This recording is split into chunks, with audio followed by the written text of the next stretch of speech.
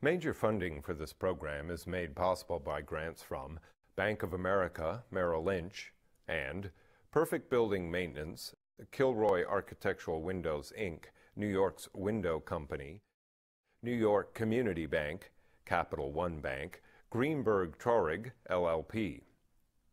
Additional funding is provided by grants from Briarwood Organization, Beechwood Organization, C.B. Richard Ellis, Cushman and Wakefield, Dime Savings Bank of Williamsburg, Hal Fettner, Durst Fettner Residential, First American Title Insurance Company of New York, Friedman, LLP, Gemini Real Estate Advisors, LLC, Jack Jaffa and Associates, Real Estate Consultants, James D. Kuhn Real Estate Institute at Syracuse University, Madison Realty Capital, Massey Knackle Realty Services, Markham LLP, Marcus and Millichap, Margolin Weiner and Evans LLP, M&T Bank, Meridian Capital Group, the Moynihan Group, Newmark Knight Frank, Orphanides and Associates, SJP Properties, Sterling and Sterling, Stonehenge Partners, Urban American,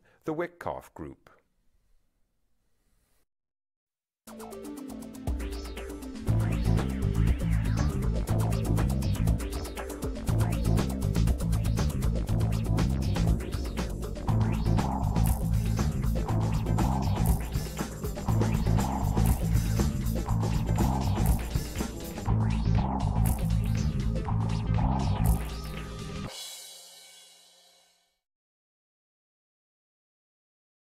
Hello, my name is Michael Stoller.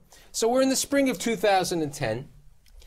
Allegedly, we're out of the recession. Allegedly, the world is getting better in the office market, but I'm not certain. And I'm not certain because my four guests today have mixed views on the state of the market. So I'd like them to express their opinions on the state of the market. My guests include, I'm going to let you introduce yourself. Mark Boissy from Cassidy Turley. Chairman of the New York region. Okay. Matt Van Buren, Executive Managing Director at C.B. Richard Ellis. Mark Weiss, Vice Chairman at Newmark Knight Frank. And last but not least, my friend Joe Harbert, the COO of the New York region of Cushman and Wakefield. So Joe, you've been on the show a number of times. So how do you look at the spring of 2010 in the office market? I want the truth. As they would say, in the trade, I want the MS. I really want to know what the truth is. The truth is there's uncertainty in the marketplace. We had a big uptick in activity in the fourth quarter, and January and February have been slow. They're very active compared to last year. But last year was a depression. Well, we're up 61% in leasing. We've had a number of months where there's been no sublet space put back on the marketplace. And leasing activity for February is average. It's the average of the last 7 Februaries. Yeah, but how do we look at the future, Mr. Weiss? A lot of people within our industry are looking at the future with rose-colored glasses. And I think Joe just touched on that there's been a lot of leasing activity. A lot of transactions have happened. But people are only looking at the transactions like a cheerleader in many instances, in that a company rents some office space. It hits everybody's statistics. All the major firms seem to have outsourced their statistical tabulation to CoStar. So CoStar shows a lease of 100,000 square feet of space is absorption. What they're neglecting to look at is when the back end of that transaction, after the move takes place and the space hits the market, that it's oftentimes negative absorption. And beyond that, they're looking at this 100,000 square feet of space in terms of the criminally branded 27% revenue loss factor, whereas the space they're leaving behind has perhaps a 22% loss factor. So we're in a time where there was a pause or paralysis, lots of leasing, but behind that is going to be a flood of space, some real, some imaginary, that's going to diminish the feeling of optimism in the market. But isn't it also true that many of the tenants who are taking space are taking less space than they had previously? They laid off employees, they've cut down a little bit? I mean, tenants are trying to be efficient with the way they utilize their space these days, that's for sure. So most of the transactions that you're seeing right now A lot of them are renewals where tenants are taking a little bit less than they formerly occupied. If they're relocating, they're using, as Mark said, they're trying to find space that's more efficient for them. Working on, is this the right loss factor for me? Checking out making sure that the floor plate is the right kind of floor plate for their business. So what we're seeing is that tenants are taking less space. Now, what about rents? How much concession? If I'm a tenant, can I still get, a month a year? Easily. Can I get more? So if I'm a tenant and I'm a good tenant, I can get at least a month a year, is what you're saying. And what about tenant improvements? Because I think prior to the show, we were talking about Park Avenue, sublease space that you've been involved with, and other ones. Right. I mean, what are you paying for TI packages? TI packages are in the $50 to $75 a foot range, depending upon the nature of the landlord, depending upon whether it's a direct lease or a sublease. But definitely somewhere in the range of $50 to $75 is doable. Now, I mean, I don't know. Would you disagree with me? No, I agree completely. I'm not certain who, when we were talking before in the green room, said that you can get space in Park Avenue, 277 Park Avenue, or the Mutual of America building, for $50 a foot. I said that to you. And keep in mind, those are sublease spaces that are put on the market by a major financial institution who has decided to retrench. Okay. But they're sublease spaces for 10 or 11 years. We're Those not are talking about a long-term- 2-year sublease. Those are long-term. Those are great subleases. They are. I think what we've seen also over the last 9 months is strong velocity in the market relative to the paralysis that we saw, but not that far off the 60-month average, which included the best years of the boom period, 06, 07. So there has been real velocity in the market.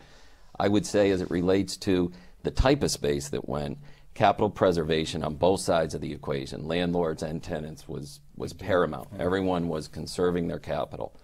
There was a tremendous amount of space that was released onto the market. Negative absorption during the downturn from start to present has driven availability up over 14% in all of Manhattan, 15%, something like 15% in Midtown. What you saw is a tremendous amount of that built space, and particularly on the sublet side, has now leased. And so what you're left with is less desirable sublease space and direct space. And I think what we're all saying, to connect to what Joe started the conversation saying, is that we're uncertain about where real economic growth is going to come from. What is going to drive the reduction in our over 10% unemployment rate in New York? And so leases expire, deals will be done, there'll be velocity in the market. But where is the growth going to come from is the question. And what about, all of you have an involvement not only in Manhattan, in the other markets. What happens when a depository trust moves to Jersey City and, we lose space because there are great incentives? There are great incentives in New Jersey versus New York City. And what happens even in the White Plains market when a company like Starwood moves up to, Connecticut with all this? That's going to have an effect. Well, the downtown market right now is relatively strong, comparatively speaking, and you're probably looking at somewhere around an 8%. Joe, you think I'm about right on that? 8%? 8 to 9%. 8 to 10%.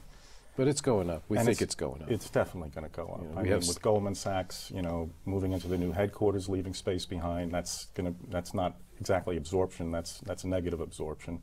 With AIG's issues, and you've got other vacancies that are looming. Will Merrill Lynch decide to stay downtown? And as we were saying before, Deloitte's a very big question, especially with hoteling of space. Oppenheimer funds. You've got a list of a half a dozen to a dozen firms that are in the mode of deciding whether they want to stay downtown. But there is a lot of activity. There's a lot of activity amongst tenants over 100,000 square feet and above. And just this year, you have 6 deals in the first couple of months of the year. 4 of them are new leases. Only 2 are renewals. There's kind of a reversal of the trend of last year. And that's what capital preservation although is there'll be critical. 19 million feet of renewals this year. That's a lot of leasing volume. So I'm hoping you're right, and that there's another 10 million or so of re-leasing. Mark, your thoughts? I'm still stuck on that. Everyone's defining the marketplace in terms of square footage, and the landlords have over-leveraged themselves. So there's a segment of the market where you just can't do business. That tenants have responded to the markup on space by really innovating their way to using a lot less of it. And it's now a cultural thing, like it is in Europe, to use much less office space. And as a case in point, we've represented a French publisher, Hachette Philippaki Magazine Group. And we rented 122,000 square feet of space for them. It was a sublease from Time Inc. So that was a sign of life, another first quarter 100,000 square foot deal. It's a nice lease. Very nice lease. But they're leaving behind 277,000 rentable square feet per their lease. But when now that space hits the market and the landlord where they're leaving bumps that up to a market loss factor, it's 295,000 square feet of space. So I'm very fearful, Michael, that the other shoe hasn't dropped. And I think that's going to have an enormously suppressing impact on rents. It's interesting. Carl Weisbrod's been on the show a couple of times, and I was downtown. I'm at 1010 Winds on the weekend, and they're at 345 Hudson. Right. And the building, major renovations and everything took a long time, and everybody was moving that to Hudson Square a couple of years ago. There's so much space leased in Hudson Square, and then I went up to Carl's office and I said, "What's happening?" He says, "I'm not getting my $45 a square foot anymore. I'm not getting, I'm giving away space at and they don't have any mortgages. I mean, the church had no problem, but, there's some problems over there in the Hudson Square market, and people like being in Tribeca." I think though that little sub-market of those Hudson Square, Tribeca, Chelsea markets, 111. I think the Chelsea market's a different but market. There's a subset of cool buildings where people have innovative workplaces that typically attract tenants who are not financial services tenants that have held their value better than anything else in the marketplace. But that's $40 a square foot. I mean, Hudson Square is not the meat market. I think the meat market spaces, the Chelsea market is probably much higher, right? I think it's more expensive to rent space in a building like that than it is at Park and 51st Street. Yeah. It's just hard to imagine. Yeah. I mean, where are you involved these days in space? The majority of the space that you're renting. We're Midtown. We're all probably is our biggest focus. It's the largest market, the largest of the three sub-markets in Manhattan. I would say I have a couple reactions to Mark's comments. I mean, one is that you really have to stratify the landlords. It's very misleading to generalize about all landlords.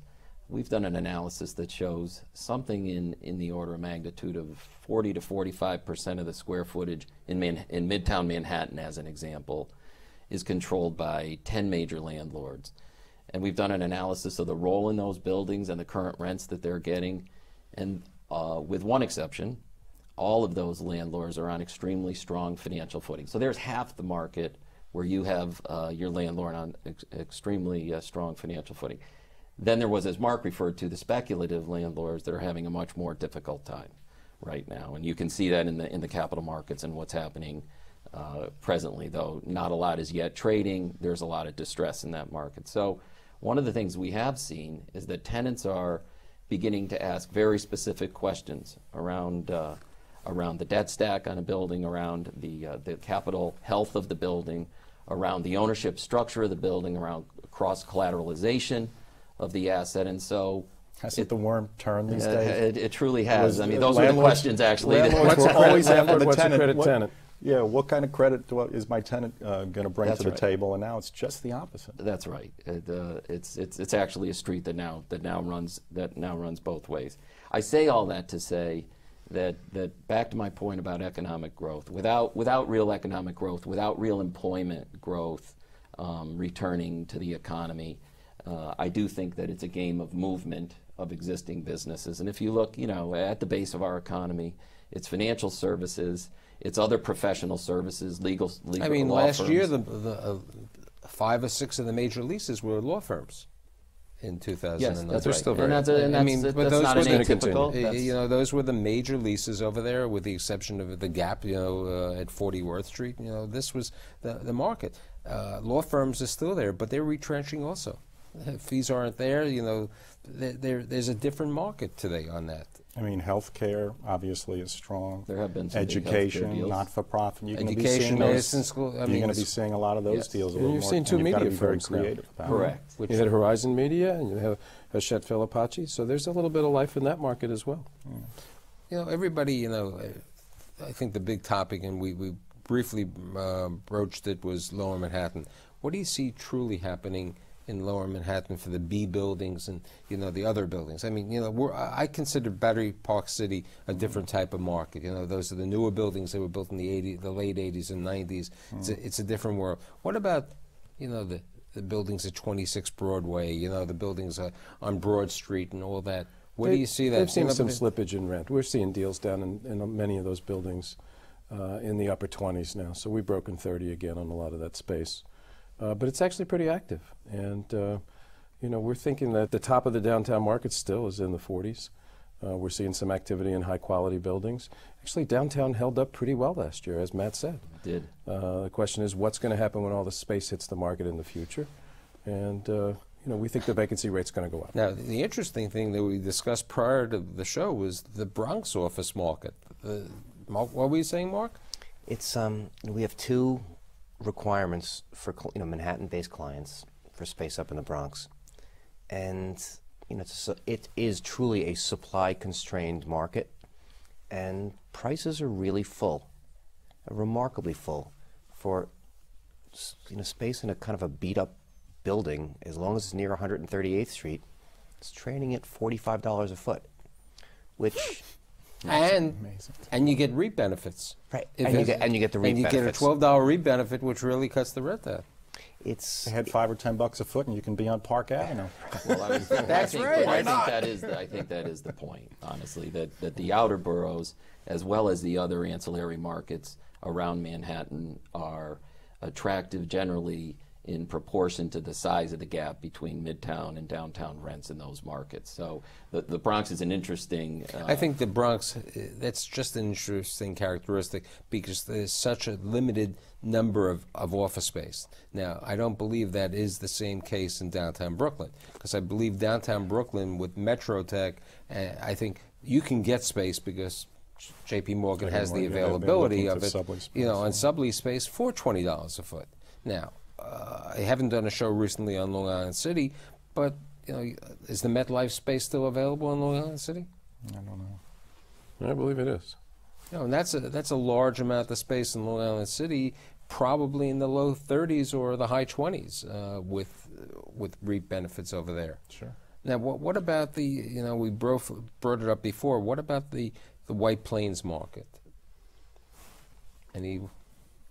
We saw a lot of leasing. We represented property up there. We had a lot of leasing last year. We were pretty successful, but it's an interesting market because of its history with large corporate users.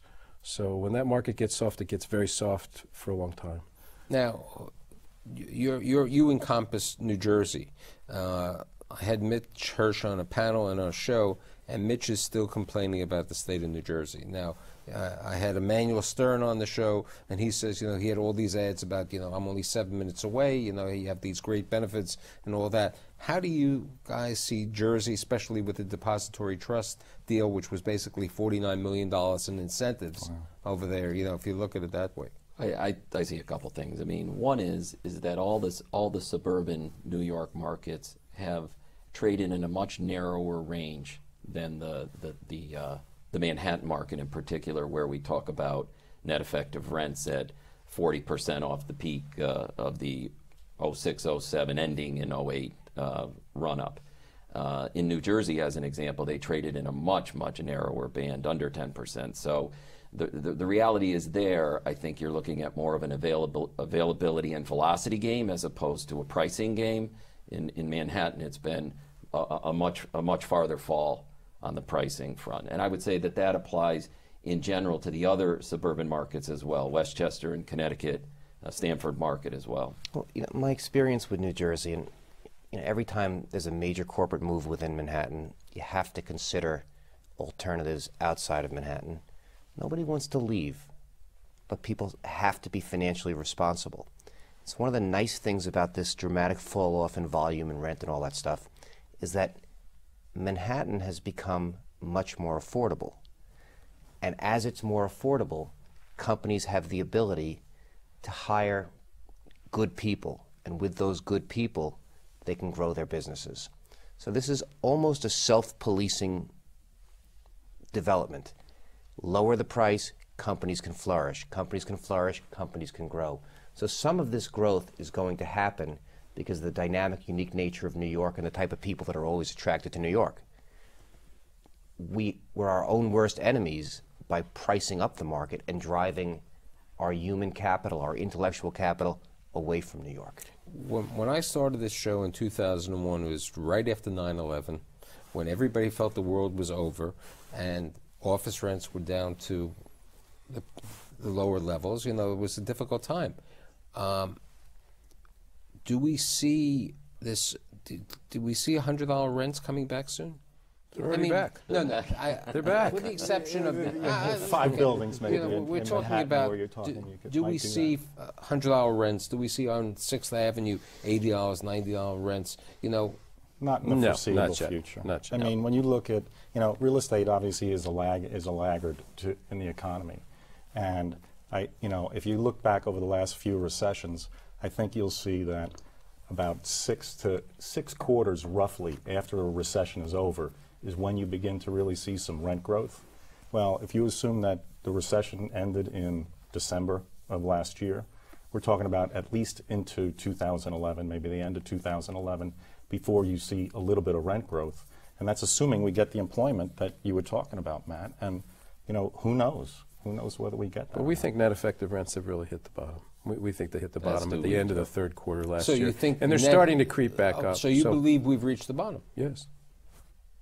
I don't think you believe that. No, I believe rents are going to go up, but for not the same reason that you believe rents are going to go up. Where we came out of this recession quickly, given how deep it was and how scary it was, through a massive infusion of debt. That debt hasn't gone anywhere yet, and the only way to make that go away is to let inflation work its magic. And unfortunately, inflation is going to run its way through rents too. So rents are going to go up for the wrong reasons because everything in our society is going to go up. Well, although, New York, suffered 125,000 job losses last year. They had predicted something close to that for this year, but I think you're going to see some job growth this year, and I think that's going to stabilize rents. I really do. The projections are that job loss is going to total about 200,000. At the worst days of the crisis, people were saying it was 320,000. Right. And only 120 or 130,000 of those are going to be office-using jobs. Right. And if you look So back that's at the why I last think we've two hit bottom. recessions, Mark, you'll see that there were far more jobs lost. So we are going to recover, hopefully, a little bit quicker than the last couple of recessions. That's the hope. Now, how do we, if I'm a tenant, I mean, all of you you used to be on the other side of the coin, you were on the dark side. When you were at Studley, you represented the tenants as opposed to the landlords. No, I still He don't. still does. I don't He's represent any unbelievable landlords. at it. Oh, He's a so tenant you're rep on, guy. you're on the dark side. I'm a tenant advocate. Oh, you're a tenant advocate. Period. So you're the tenant advocate over here. So as a tenant, what kind of deals can I get from landlords today? I'm not talking about rents. I'm talking about type of concessions, work letters. What's out there? I'm a 30,000 square foot. I'm not a 100,000 square foot. Okay, I'm a 30,000 square foot tenant. I want to go into Midtown. Tell me my best deal. I'm not asking the building. I want to know the best deal I could get. You could structure a rent in a pretty good building starting at $45 a foot, and you can get a perfectly good, nice installation built for you with absolutely no risk or cost, and still get 6 or 8 months of free rent on top of that. So in answer to what Mark spoke about before, a landlord, to get $1, will have to spend $4. Now he'll get that dollar a year for 15 years. But to spend 4 years worth of rent to get a tenant shows a pretty compelling market. And that's where we are right now. So the tenant is king. It's not the, as we would say, landlord. Well, now with that 13, 14%, vacancy, equilibrium isn't until you get to about 9%. So tenants right now, It's still a tenant's market. Yes. tenants are king. That's right. And what about the Plaza District? Buildings like the GM building, 9 West, Some of those are anomalies because yes. you can get, when you get up into the tower of those properties, you can command triple digits. I'm not talking the tower. Well, I'm okay, talking what are you about talking? I'm talking about being in on 57th Street where people wanted to be, Right, Fifth but not- Avenue over there. I would say for several reasons. One, their iconic status, Right. and two, the nature of the tenants that occupy those buildings and the relative, portion of their cost structure that rent represents. Now- So they're less price sensitive, and those are still supply constrained properties. Quick question. If you're a strong REIT like Brookfield, Vornado, SL Green, you can afford not to be that. You can wait on the market. They don't have to. It's not a On tenant. the other hand, those are the folks that are making deals. They're when you bring a tenant to one of those properties, they make deals. They're deal makers. It's remarkable. They have the ability to be patient, and That's they're right. and they're leading. Am the I market. right? They have the ability. They raised all this capital last year. They have all the money.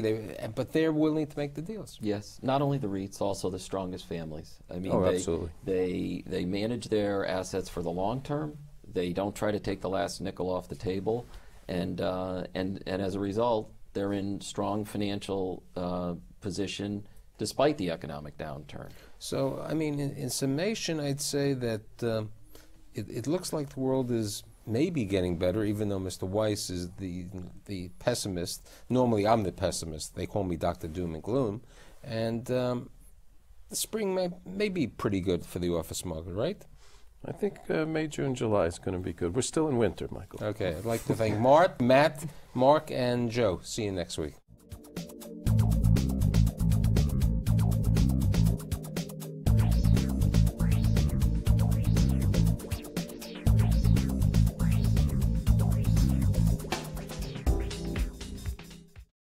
Major funding for this program is made possible by grants from Bank of America, Merrill Lynch, and Perfect Building Maintenance, Kilroy Architectural Windows, Inc., New York's Window Company, New York Community Bank, Capital One Bank, Greenberg Traurig, LLP.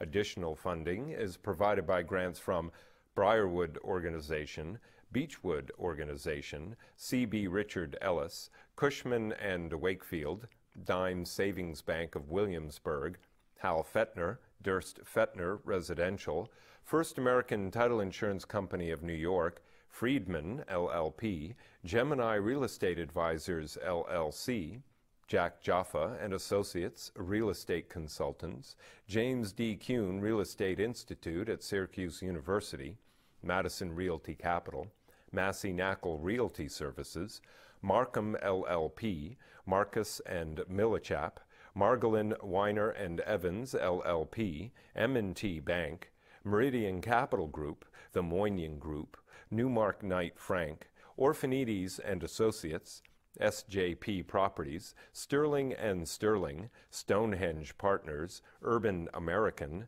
the Wickoff Group.